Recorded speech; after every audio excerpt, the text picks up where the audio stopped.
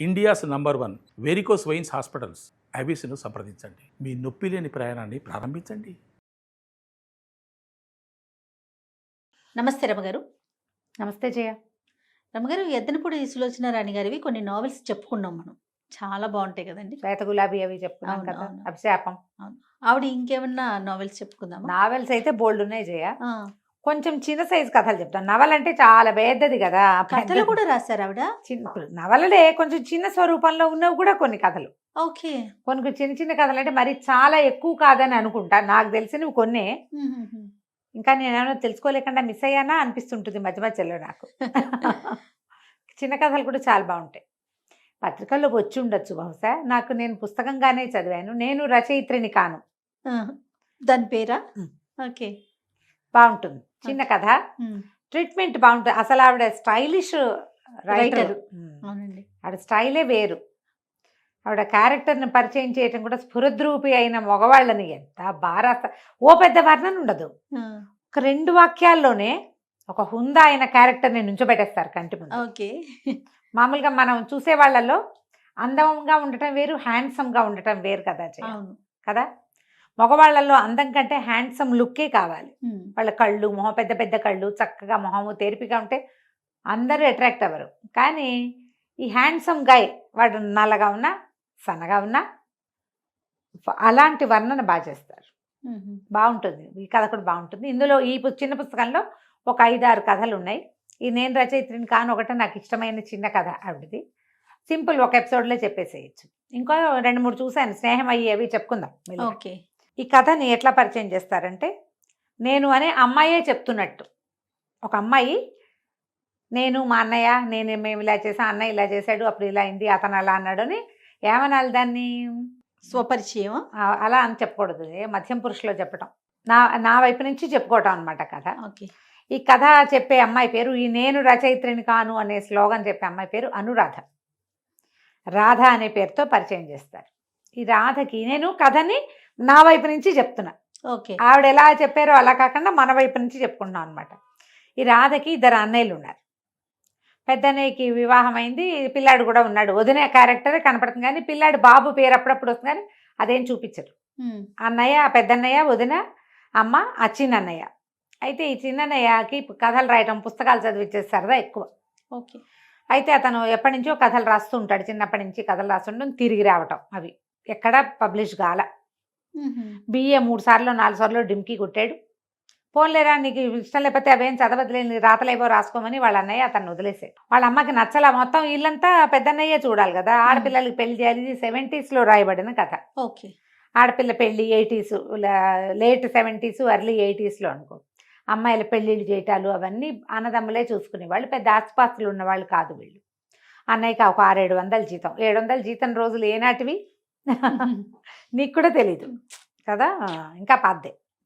అయితే ఒకరోజు ఈ కథ ఇక్కడ ఇలా ప్రారంభం అవుతుందన్నమాట. ఈ అమ్మాయి ఏదో చిన్న స్కూల్లో టీచర్గా చేరుతుంది. పెళ్లి చేసేద్దామని అనుకుంటారు కానీ అన్నయ్యకి చాలా అప్పులైపోయినాయి. మమ్మల్ని ఇద్దరిని చదివించేసరికి అన్నయ్య అప్పులో సగమైనా తీరే వరకు ఉద్యోగం చేసి అన్నయ్య అప్పు తీరడానికి హెల్ప్ చేయాలని స్కూల్లో చేరుతుంది.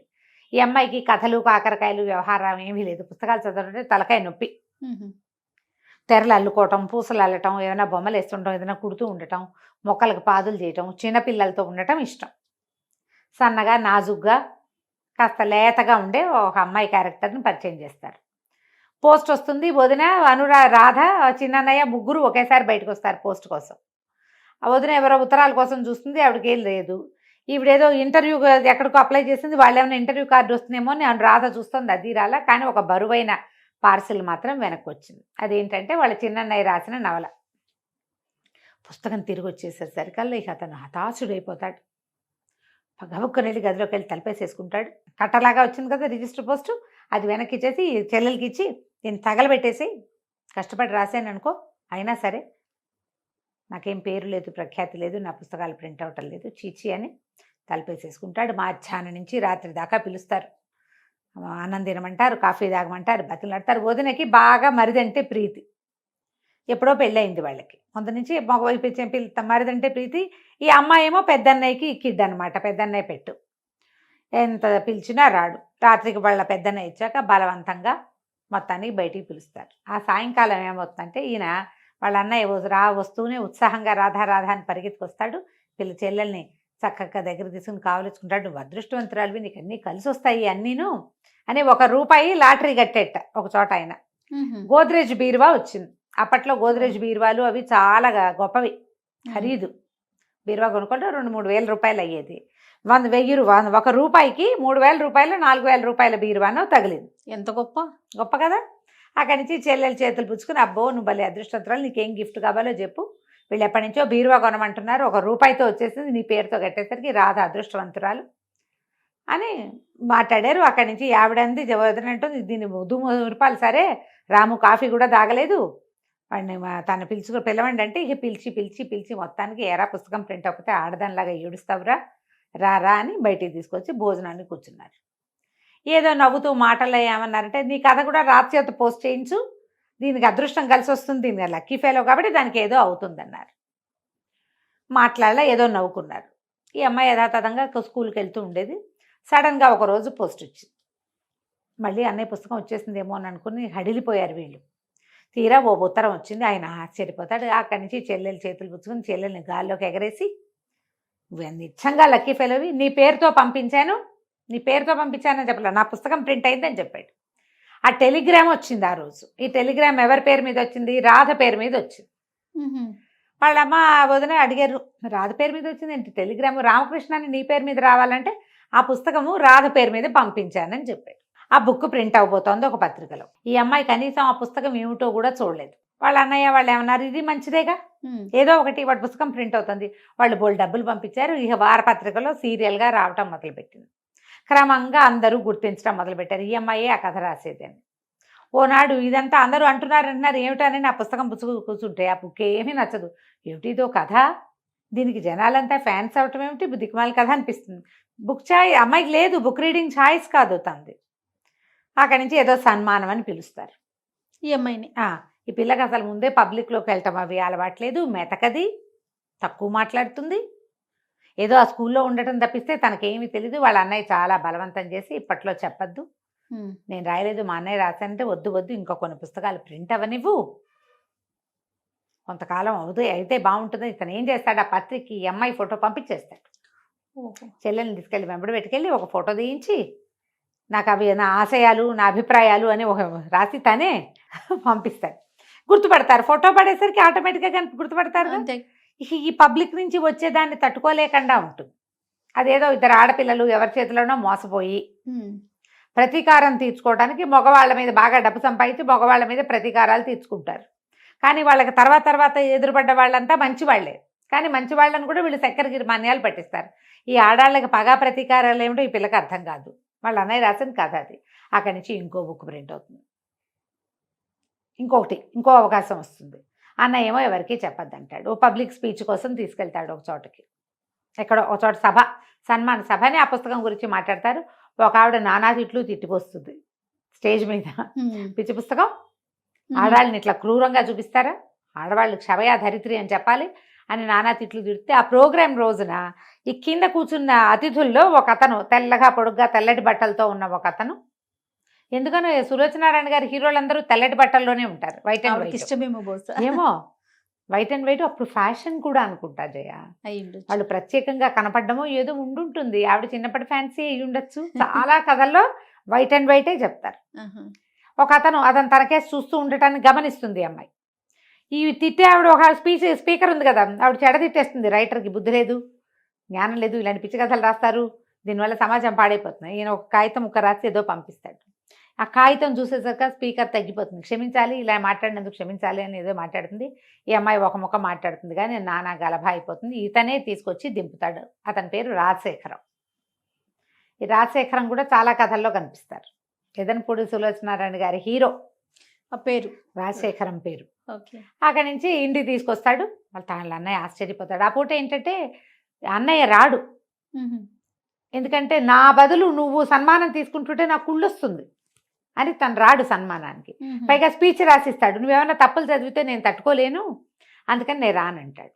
ఇంటికి తీసుకొచ్చి దిగబడిస్తాడు. దిగబడిచాక ఏదో కాసేపు మాట్లాడాక తెలుస్తుంది తను చాలా డబ్బులున్నవాడు. తర్వాత ఇలాంటి సభలకి వాటికి పోషకుడుగా ఉంటాడు. ఇతని పరిచయం చాలా లాభిస్తుంది మనకు అనుకుంటారు. ఇట్లా ఏదో ప్రోగ్రామ్ అంతా పడవిది దుమ్మలాడుతూ వస్తుంది. వాళ్ళంతా ఆవిడెవరితో తిట్టించుకున్నట్టు అయింది కదా, కోపం వచ్చేస్తుంది. నేను కాదని చెప్దామని ఉంది, మీరు నన్ను అనకండి, నేను రాయలేదు అని చెప్పాలని ఉంది, కానీ చెప్పలేదు. ఇంటికి తీసుకొచ్చేస్తాడు. అక్కడి నుంచి ఆ శేఖరం అన్న ఆయన ఏం చెప్తాడు, ఇంకొకటి ఎక్కడ లయన్స్ క్లబ్లోనో ఎక్కడో నేను మంచి సన్మానం నేను మళ్ళీ అరేంజ్ చేస్తాను మీ చెల్లెలకి, అసలు ఇవి చూస్తే రైటర్లే లేదు, ఈ నోటి నుంచి మాటే రావట్లేదు అంటాడు. కానీ వీళ్ళు ఊరుకుంటారు, గతుక్కుమంటారు కానీ చెప్పరు. మెల్లిగా రోజులు గడిచాక ఇంకొక సన్మానం పెడతారు. అక్కడ ఇక బ్రహ్మాండంగా నడుస్తుంది. అతని మీద ఈ అమ్మాయి కొంచెం ఇంట్రెస్ట్ ఏర్పడుతుంది. అతను ఎక్కువ ఇంట్రెస్ట్ చూపిస్తాడు వీళ్ళ పట్ల.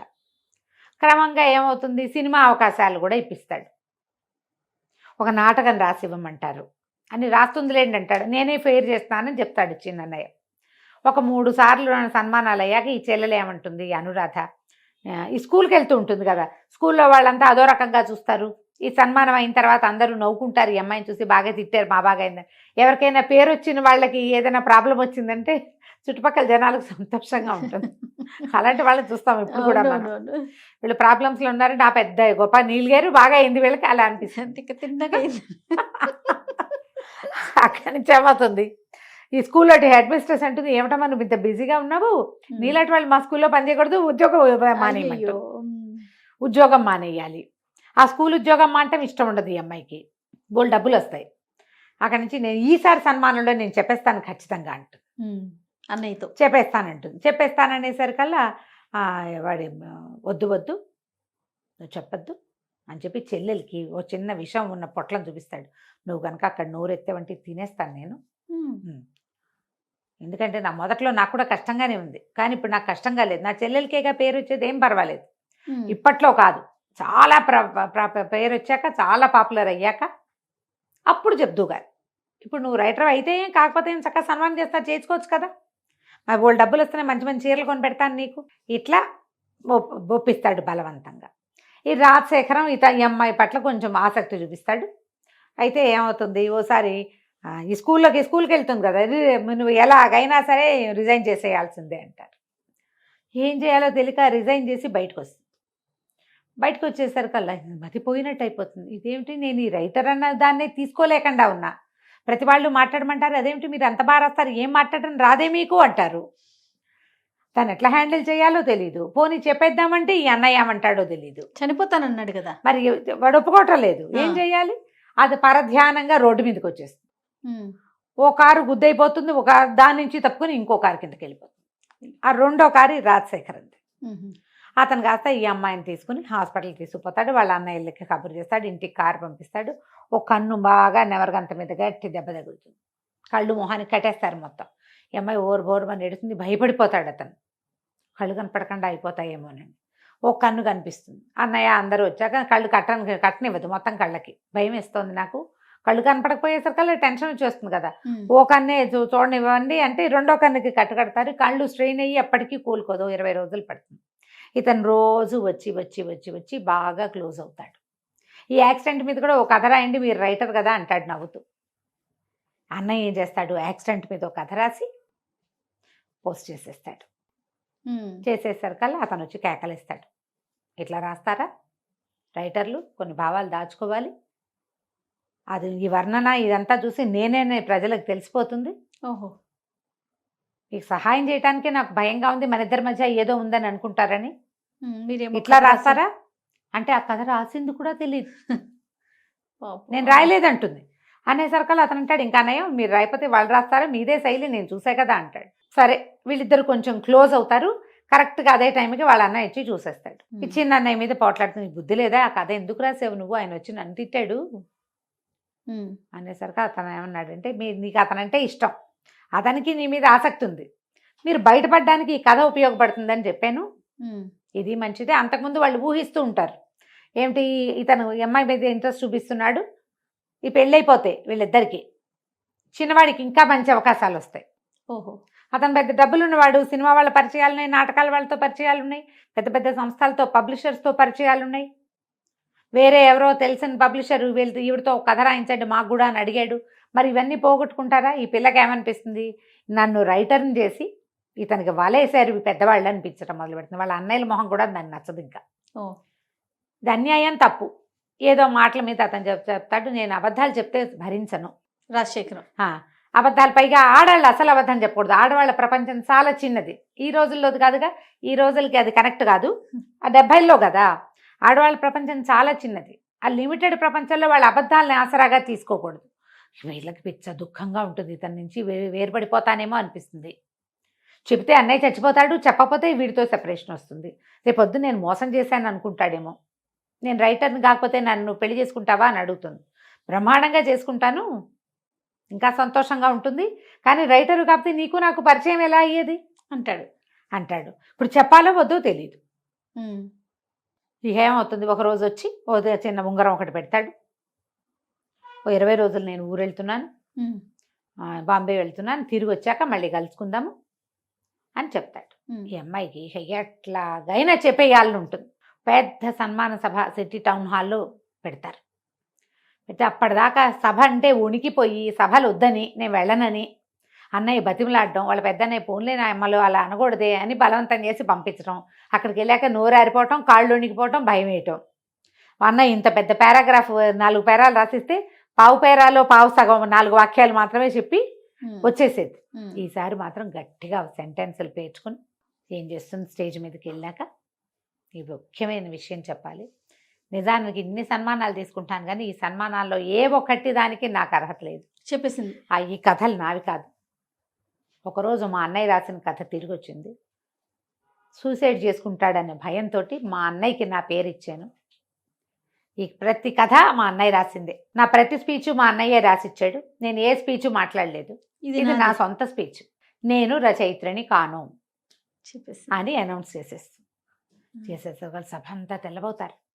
అన్నయ్య వదిన నిర్ఘాంతపోతారు. వీడు ఇంకేం చేయాలి, నెత్తి మీద అన్నయ్య చెప్పొద్దని చెప్పేస్తాడు. జీవితాంతం ఇలాగే కంటిన్యూ చేద్దాం, జీవితాంతం ఇలాగే ఉందాం, నేనే రాస్తా, నీ పేరు ఉంటుంది అంతే, ఓకే ఏం పర్వాలేదు, పిలిచిన చోటకు నువ్వు వెళ్ళు చక్కగా, నా బదులు నాకు లైఫ్ లాంగ్ ఇదే అని మాట్లాడతాడు. ఈ అమ్మాయికి అది ఇష్టం లేదు. ముందు తనకు భర్త కావాలి, అవును, అతనితో ఉండాలంటే అతన్ని మోసం చేయటం కదా ఇది. నా జీవితాన్ని నేనే సర్వనాశనం చేసుకుంటానని చెప్పేసరికి స్టేజ్ మీద వాళ్ళు ఆశ్చర్యపోతారు. అమ్మాయి చిన్నది అనురాధ, చాలా బుద్ధిమంతురాలు, ఎంతో చక్కగా ఇట్లా చేసింది. వాళ్ళ అన్నయ్యకి సహాయం చేసింది. తర్వాత ఆ క్రెడిట్ తీసుకుంటారు. ఇంకొకళ్ళు అయితే పక్కవాడు చేసిన పని క్రెడిట్ లాక్కోవాలనుకుంటారు. తనకు అయాచితంగా వచ్చిన దాన్ని కూడా తను ఇట్లా చేసింది కాబట్టి అమ్మాయి చాలా అభినందనీయురాలు అని ఏదో చెప్పి అతన్ని స్టేజ్ మీద పిలుస్తారు. రామకృష్ణ వీళ్ళ చిన్నన్నయ్య ఎంత బాగా మాట్లాడతాడో జనం డంగైపోతారు. మరి రైటర్స్ స్పీచ్ వేరేగా ఉంటుంది కదా. అక్కడి నుంచి ఇంకేముంది, ఇది ఆ సభలో అతను ఎదురుకుండా కూర్చొని మొదటంతా వినేస్తాడు. అంతా అయిపోయాక చూస్తే అతను ఉంటాడు.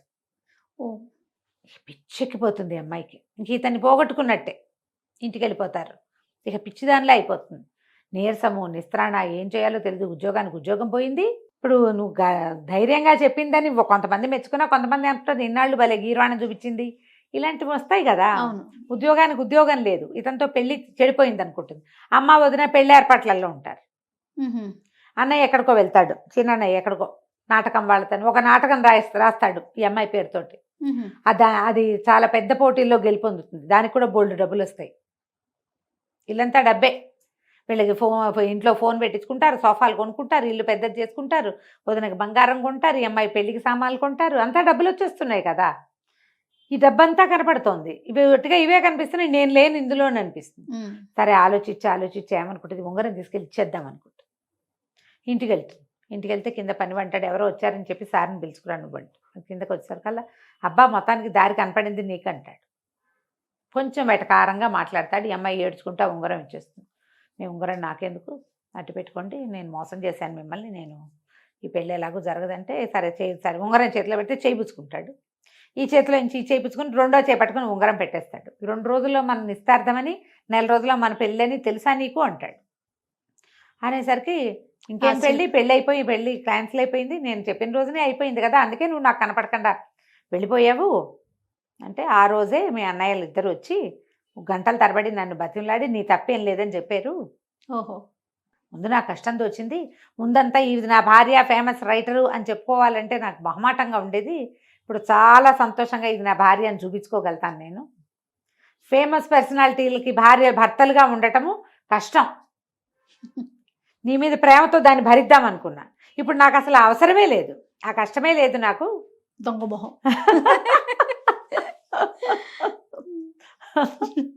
ఆలోచిస్తే నాకు ఇదే బాగుంది అనిపించింది. ఓకే. అమ్మాయి నచ్చింది మొదటి రోజు నుంచి.